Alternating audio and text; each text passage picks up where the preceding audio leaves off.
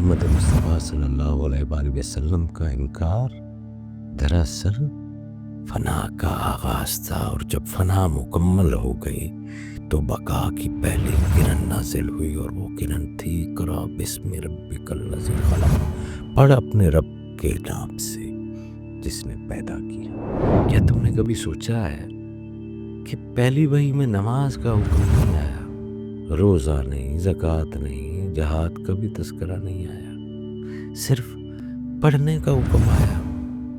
اور پھر کوئی کتاب بھی ایسی نہیں، کسی کرتاس کا ذکر بھی نہیں۔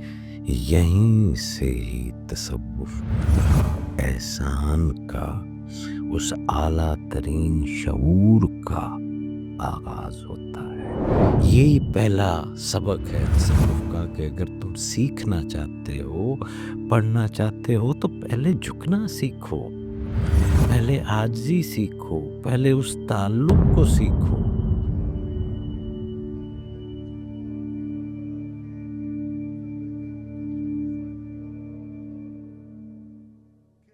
بسم اللہ الرحمن الرحیم، الحمدللہ رب العالمین، الصلاۃ والسلام علی رسولہ الکریم۔ السلام علیکم صاحبو، ایک تنہائی، ایک سکوت، ایک سناٹا، اور اس سناٹے کے پردے میں پوشیدہ ایک ہڈن نور جو صدیوں سے، زمانوں سے کسی لمحے کے انتظار میں تھا۔ ایک ایسا لمحہ جو کائنات کی راتوں میں سب سے مقدس رات بن جائے، وہ لمحہ جو اقرا کی صدا سے گونجے گا، اس کے انتظار میں تھی۔ اس لمحے کے انتظار میں کہ جب اقرا کی یہ صدا گونجے گی تو انسانیت کی روح کو جگا دے گی۔ محمد مصطفیٰ صلی اللہ علیہ وآلہ وسلم، جن کا قلب پہلے ہی نور سے معمور تھا، اب وحی کی روشنی سے دھڑکنے والا تھا۔ ایک بیداری، وہ بیداری جو نہ صرف ایک نبی کو رسالت کی طرف لے گئی، بلکہ پوری انسانیت کو غفلت کی نیند سے جگانے کا نقطۂ آغاز بن گئی۔ یہ وحی صرف ایک لفظ سے شروع ہوئی، اقرا، ایک ایسا لفظ جو بظاہر چھوٹا مگر باطن میں عظیم ترین انقلاب کا پیش خیمہ تھا۔ اقرا، پڑھ۔ نہ قلم کا ذکر، نہ کرتاس، نہ کوئی کتاب ہاتھ میں، نہ کوئی استاد موجود، مگر پھر بھی کہا گیا، پڑھ، اقرا۔ یہ اس بات کی علامت تھی کہ اصل تعلیم ظاہری الفاظ سے نہیں بلکہ باطن کی بیداری سے آتی ہے، دل کی بیداری سے آتی ہے۔ جب دل خود معلم حقیقی سے جڑ جائے تو وہ حرف جو پہلے خاموش تھے، جن کو صدا نہ ملی تھی، اب نطق نور بن جاتے ہیں وہ حرف۔ کیا تم نے کبھی سوچا ہے کہ پہلی وحی میں نماز کا حکم نہیں آیا، روزہ نہیں، زکوٰۃ نہیں، جہاد کا بھی تذکرہ نہیں آیا، صرف پڑھنے کا حکم آیا؟ اور پھر کوئی کتاب بھی ایسی نہیں، کسی کرتاس کا ذکر بھی نہیں۔ یہیں سے ہی تصوف کا، احسان کا، اس اعلیٰ ترین شعور کا آغاز ہوتا ہے، اس ایکسیلنس کا آغاز ہوتا ہے۔ خود کو پڑھنا، اپنے وجود کو پڑھنا، اپنے سکوت کو پڑھنا، اپنے باطن کی تاریکیوں اور روشنیوں کو پڑھنا، یہی اقرا ہے۔ پڑھ کیوں نہیں رہا؟ سارے سیاہیوں سے کالے کیے ہوئے صفحات پڑھتا ہے، اور یہ جو تیری قلب کی لوح ہے، اس کو نہیں پڑھ رہا؟ اقرا، پڑھ۔ یہی وہ علم ہے جو نور بنتا ہے، اور نور، وہی نور جو قرب الہی اور قرب حق کا راستہ دکھاتا ہے۔ تو عارفین کہتے ہیں، اقرا صرف ظاہری الفاظ کے مطالعے کے لیے نہیں ہے، اقرا باطن کے آئینے میں جھانکنے کے لیے اور پڑھنے کے لیے ہے۔ جبرائیل علیہ السلام نازل ہوئے اور محمد مصطفیٰ صلی اللہ علیہ وآلہ وسلم کے دل کو بڑے پیار سے تھاما اور کہا پڑھ جی۔ تو یہ جو دل کا پکڑنا ہے در حقیقت روحانی انتقال نور ہے جی، وہ چینلائز ہے تھوڑا سا، وہ دباؤ فقط جسمانی نہیں تھا بلکہ ایک پورے عالم ملکوت کو اس اینجلک ریالم کے نور کو انسانی قلب کے نہا خانہ میں منتقل کرنے کا عمل تھا یہ پکڑنا۔ عالم ملکوتی کو انسانی قلب میں داخل کر دیا۔ نور پاکم آمدہ در مشت خاک،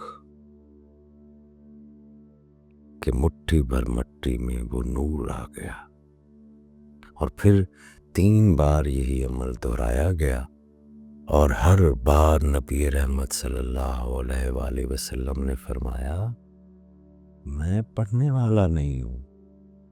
اور صوفیاء نے یہ انکار کو جو ہے وہ ادب عشق کہا ہے کہ جب عاشق یہ کہے کہ میں کچھ نہیں جانتا تب ہی معشوق اس پر اپنی حقیقتیں آشکار کرتا ہے۔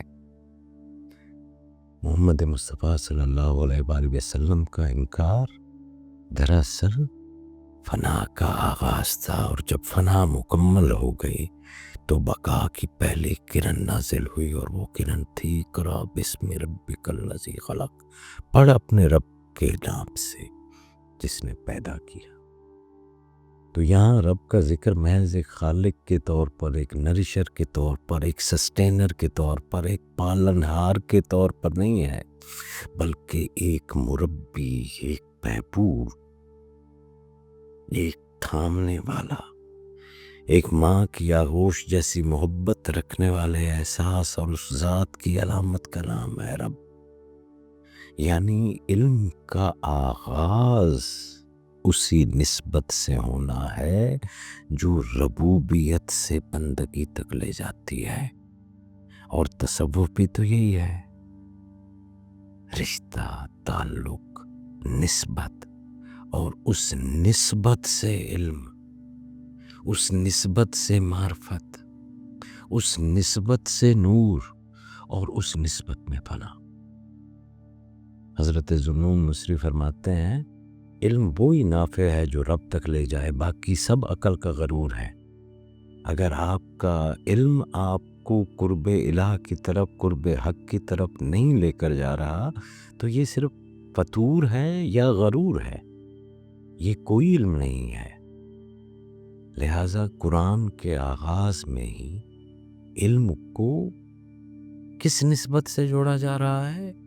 اقرا باسم ربک الذی خلق، رب کی نسبت سے جوڑا گیا ہے۔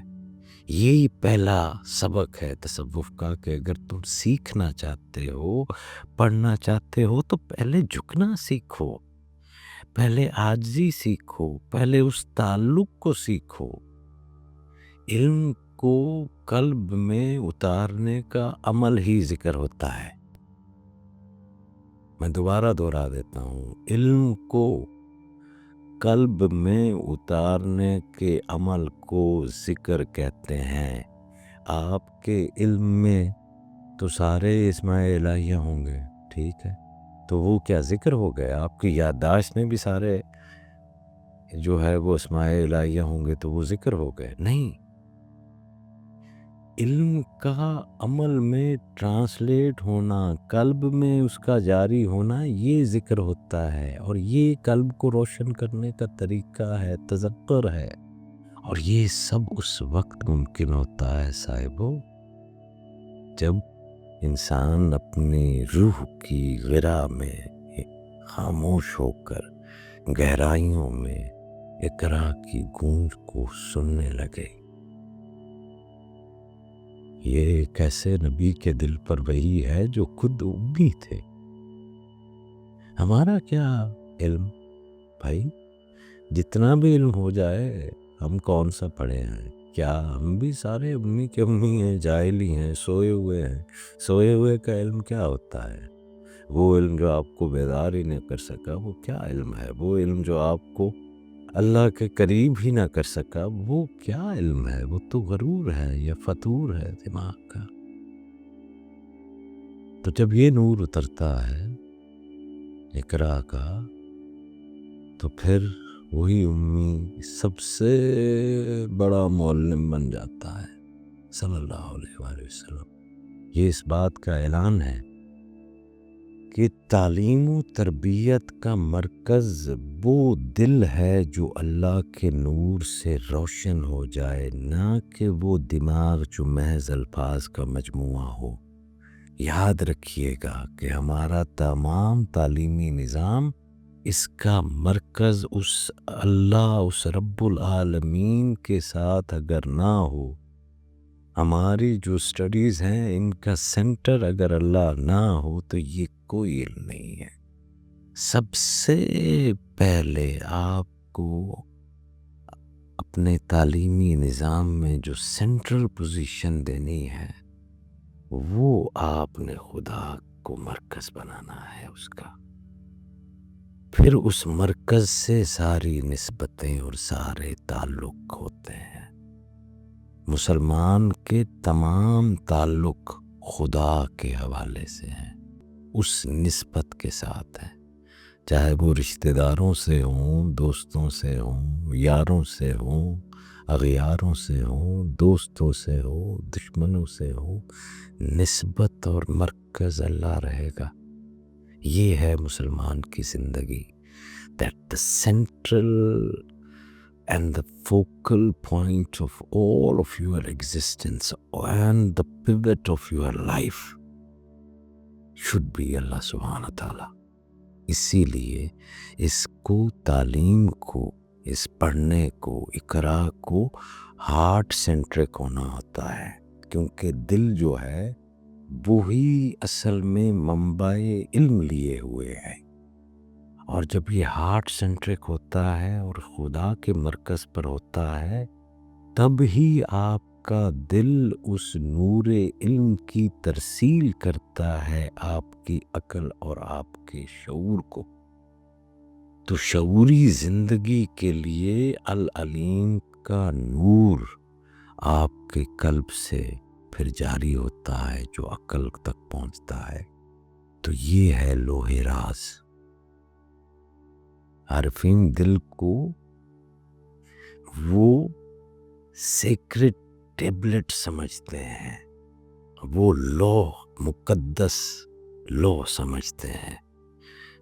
یہ اس کا راز ہے، اور اس کے عرفان کو وحی خاموش کہتے ہیں۔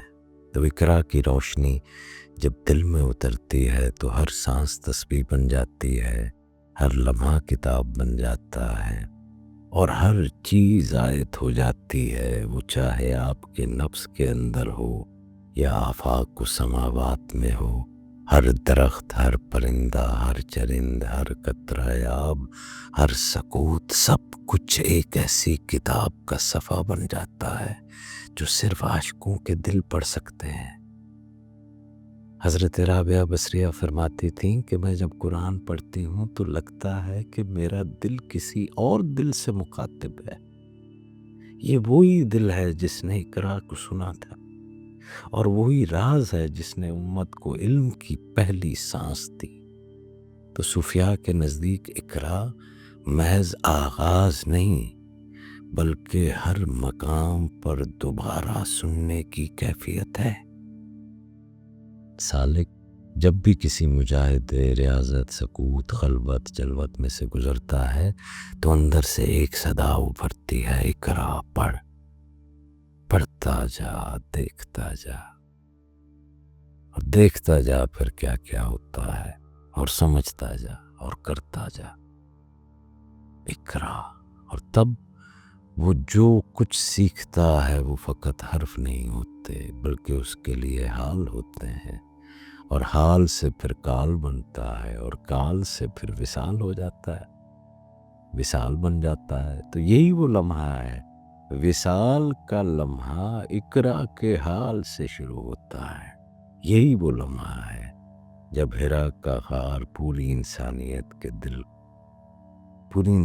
کا دل بن جاتا ہے، اور وہ نور جو پہلی بار اترا تھا آج بھی ہر اس دل میں اترتا ہے جو سچائی، عشق اور طلب سے خالی نہ ہو۔ یہ اب بھی اترتا ہے، کوئی نور سا لمحہ بس چاہیے کہ حرا جیسی تنہائی ہو، اور محمد مصطفیٰ صلی اللہ علیہ وآلہ وسلم سا دل تو نہیں ہو سکتا، لیکن محمد مصطفیٰ صلی اللہ علیہ وآلہ وسلم کے دل کی دھڑکن کا ایک بحروب ہی ہو جائے۔ اقرا کی صدا صاحب اب بھی باقی ہے، وہ صدا ہر شب، ہر خاموشی، ہر ذکر، ہر خلوت، ہر جلوت ہمارے ظاہر و باطن میں گونجتی ہے۔ سننے والا اگر عشق کی سماعت لے کر بیٹھا ہو تو اس کے لیے بھی دروازے کھل جاتے ہیں۔ صلی اللہ علیہ یا رسول اللہ، الصلاۃ والسلام علیکہ یا حبیب اللہ۔